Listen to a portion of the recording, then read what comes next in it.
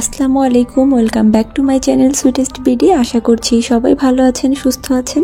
সবাইকে পবিত্র মাহে রমজানের অনেক অনেক শুভেচ্ছা ও অভিনন্দন জানিয়ে শুরু করছি আজকের ভিডিও। ইফতারিতে আলুর চপ, বেগুনি, পেঁয়াজি, ছোলা খেতে খেতে যদি বোর হয়ে থাকেন তাহলে এই ভিডিওটি আপনার জন্য। খুব বিশেষ কোনো রেসিপি বলবো না, আসলে আমাদের বাড়িতে সবসময় যেভাবে তেহারি রান্না হয় সেই রেসিপিটাই আপনাদের সঙ্গে আজকে শেয়ার করব। যদিও এই ভিডিওটা কিন্তু আমার রোজার আগেই শুট করা হয়েছিল, সামহাও এটা আপনাদের সঙ্গে শেয়ার করা হয়নি। তো ভাবলাম রোজার মধ্যে হয়তো আপনাদের কোনো উপকারে আসতে পারে রেসিপিটি, আর এই ভিডিও দেখে আপনারা খুব সহজে এবং কম সময়ে তেহারি রান্না করতে পারেন। So let's start and enjoy the video. চলুন দেখে নেওয়া যাক আজকের রান্নার জন্য কি কি মশলা লাগছে। এখানে রয়েছে এলাচ, গোলমরিচ, জায়ফল, শাহি জিরা, দারুচিনি আর জয়ত্রী। এগুলো কিন্তু একেবারেই র মশলা, এগুলোকে একটুও ভাজা হয়নি। আর রয়েছে বাদাম, কিশমিশ আর কাঁচামরিচ।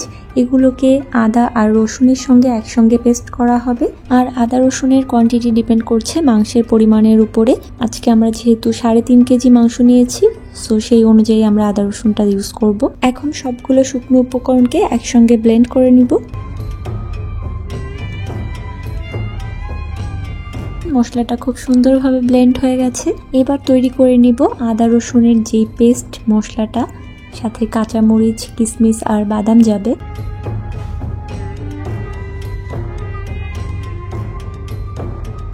ব্যাস, মশলার কাজ কিন্তু শেষ। আর একটা মাত্র উপকরণ লাগছে, সেটা হচ্ছে টক দই।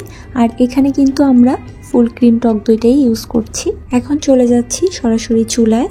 আর দেখতেই পাচ্ছেন আমরা এখানে একটা বড় সসপ্যান নিয়ে নিয়েছি মাংস রান্নার জন্য। দিয়ে দিচ্ছি সয়াবিন তেল আর পাতলা করে কেটে রাখা পেঁয়াজ। পেঁয়াজটাকে একটু পাতলা করেই কাটতে হবে, কারণ এটা বেরেস্তা করতে হবে, সো মোটা করে কাটলে কিন্তু বেরেস্তাটা ভালো হবে না। এখন দিয়ে দেব কয়েকটা তেজপাতা। মাংসটাকে কিছু সময় ম্যারিনেট করে রাখতে পারলে ভালো হতো, বাট যেহেতু আমাদের হাতে সময় খুবই কম ছিল, তাই আজকে কোনো রকম ম্যারিনেশন ছাড়াই রান্না করব। বেরেস্তা কিন্তু হয়ে গেছে, এখন মাংস দিয়ে দিতে হবে। আজকে আমাদের টোটাল পরিমাণটা কেমন হবে? 5 কেজির বেশি, 5.5 কেজি। 5.5 কেজি মাংস, 3.5 কেজি আর চাল 2 কেজি। এটা কি শুধু সলিড নাকি হাড়? না, এটা হাড় চর্বি। আর মাংসের টুকরাগুলো কিন্তু একটু ছোট ছোট হবে, এই যে তেহারির জন্য কিন্তু অনেক বিরিয়ানির মতো হবে না। মাংসটা পানি ছাড়া রান্না করব। তেলটা একটু, তেলের উপরেই রান্নাটা হবে। আর মাংসের টুকরোগুলো যেহেতু ছোট ছোট, এমনি তেলেই সিদ্ধ হয়ে যাবে। দিয়ে দিচ্ছি লবণ পরিমাণ মতো, আর দিয়ে দেব আদা রসুন কাঁচামরিচের পেস্ট করা যেই মশলাটা ছিল সেই মশলাটা। পুরো মশলাটাই এখানে ইউজ করছি। আর হ্যাঁ, আপনাদেরকে তো একটা কথা বলাই হয়নি, আজকের রান্নাটা কিন্তু করছে আমার বড় আপু। আচ্ছা, এখন যাচ্ছে কি টক দই।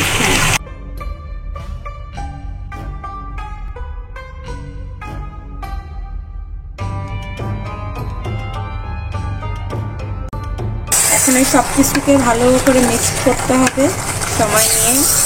ফ্লেমটা এখন মিডিয়াম থেকে লো করতে হবে, এটা আস্তে আস্তে সফট হবে। হ্যাঁ, যেহেতু আমরা এক্সট্রা পানি দিব না, শুধু মাংসের গায়ের পানিটাতেই আর টক দই এটা হচ্ছে মাংসটাকে সিদ্ধ করতে হবে। তেহারিটা একটু হচ্ছে লাইট খাবার।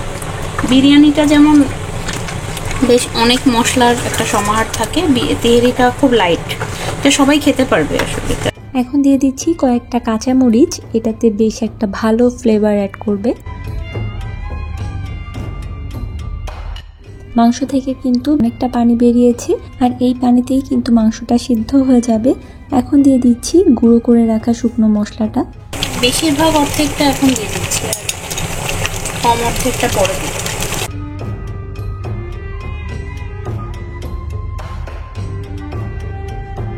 খুব সুন্দর একটা স্মেল আসতেছে। এই মশলাটা যাওয়ার সাথে সাথে মনে হলো যে অ্যাকচুয়াল তেহারির যে ফ্লেভারটা ঘরে ছড়ায় গেছে। এটা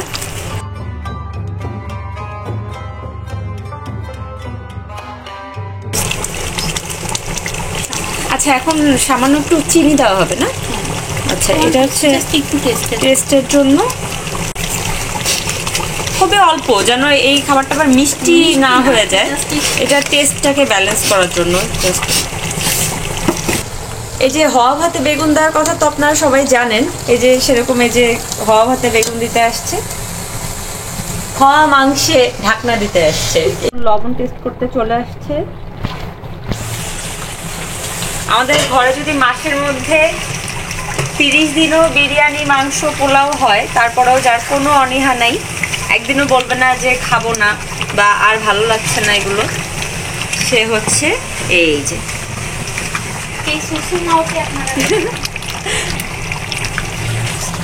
আমাদের ঘরে সুষুমাও এখনই হাত পোড়ায় ফেলবে।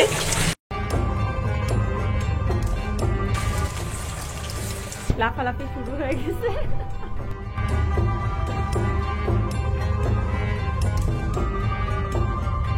তুমি একটা মাংস টেস্ট করে দেখো, আমি তুলে দিচ্ছি।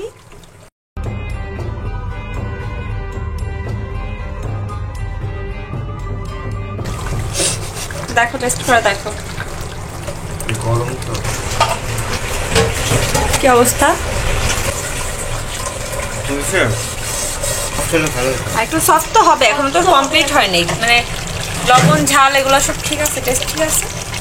ওকে, এখন কি বাকি মশলার গুঁড়াটা চলে যাবে। পানিটা কিন্তু পুরো টেনে গেছে, এটাকে তেল উপরে উঠে আসছে, মানে এটা পুরোপুরি কমপ্লিট।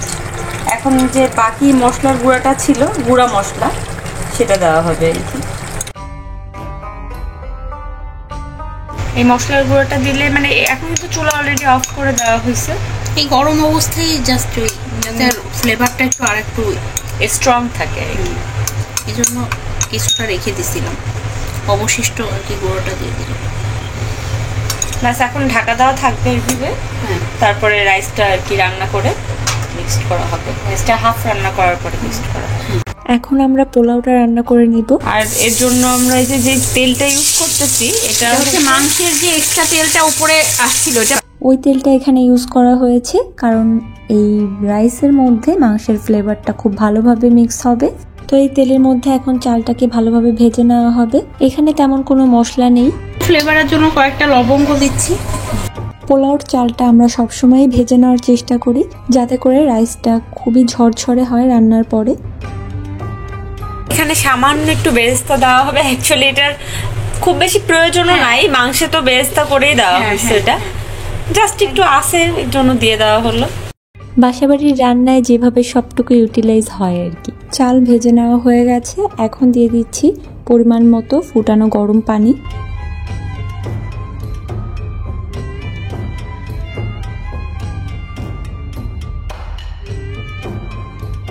এখন কাঁচামরিচ আর মটরশুঁটি দেওয়া হবে।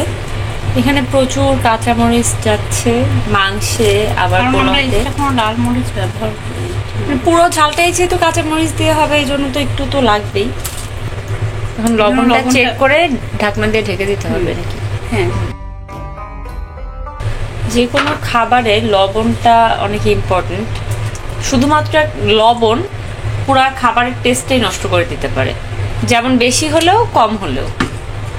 তাই লবণটা পারফেক্ট হওয়াটা জরুরি। আমাদের ঘরে অবজেকশন আছে, আমরা প্রায় পোলাওতে লবণ কম দিই, আমার হাজবেন্ড বলে সবসময়, তাই আজকে আমি একটু বেশি করে দিচ্ছি। এখন ঢাকনা দিয়ে অপেক্ষা করব বলক আসা পর্যন্ত। আচ্ছা, এখন মনে হয় আমাদের বলক চলে আসছে, একটু ঢাকনা উঠিয়ে চেক করে দেখি। হ্যাঁ, বলক চলে আসছে। এখন আরেকটা ইনগ্রেডিয়েন্টস যাবে, গুঁড়া দুধ। এটা একটু ঠিক করে গোলানো হয়েছে এখানে, এটা জাস্ট দিয়ে দেওয়া হবে। এখন আলতো হাতে একটু নেড়ে দেওয়া হচ্ছে পোলাওটা। পোলাও কিন্তু খুব বেশি নাড়াচাড়া করার প্রয়োজন নাই, জাস্ট এই যে দুধটা দেওয়া হয়েছে, তো এখন এটাকে একটু মিক্সড করা হচ্ছে। মাংসটা দিয়ে দেওয়ার সময় হয়ে আসছে। এবার আগে থেকে রান্না করা মাংসটাও দিয়ে দিতে হবে। আমাদের পাত্রটা একটু ছোট হয়ে গেছে, যার জন্য একটু কষ্ট হচ্ছে মিক্সড করতে। আর একটু খোলামেলা পাত্র হলে, বড় পাত্র হলে ভালো হতো, বাট এই মুহূর্তে অ্যারেঞ্জ করা যাচ্ছে না। চাপা পাত্রে আবার দমটা ভালো হয়। মাংসটা মিক্সড করা হয়ে গেছে, এখন এটাকে দম দেওয়া হবে। একটু কেওড়া জল দিয়ে দিচ্ছি।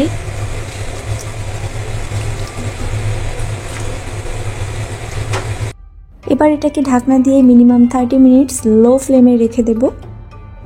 তো 30 মিনিটস কিন্তু অলরেডি হয়ে গেছে and it's perfectly ready for meals. মাশাল্লাহ, দেখতেই পাচ্ছেন কত সুন্দর হয়েছে। এটা দেখতে যতটা না সুন্দর সেটা তার থেকে অনেক বেশি মজা, আর স্মেল তো কি বলবো, মাথা নষ্ট। যেহেতু বাসায় কোনো গেস্ট ছিল না, আমরা নিজেরাই খাবো, তাই ডিরেক্ট হাঁড়ি ধরেই আমরা ডাইনিংয়ে নিয়ে এসেছি। এতে করে খাবারটা দীর্ঘ সময় গরম খাওয়া যায়। আজকের ভিডিও এখানেই শেষ করব, তবে যেতে যেতে আরেকটি কথা, আমাদের দেশে অনেক ব্র্যান্ডেড বিরিয়ানি তেহেরি আছে, কার কাছে কেমন জানি না, তবে বিরিয়ানি তেহেরির প্রশ্ন যখন ওঠে তখন আমার কাছে আমার বাড়িরটাই বেস্ট। কেমন লাগছে? এটা নতুন করে বলার কি আছে, সবসময় যা হয় অসাধারণ। সত্যি বললা তো? অসাধারণ।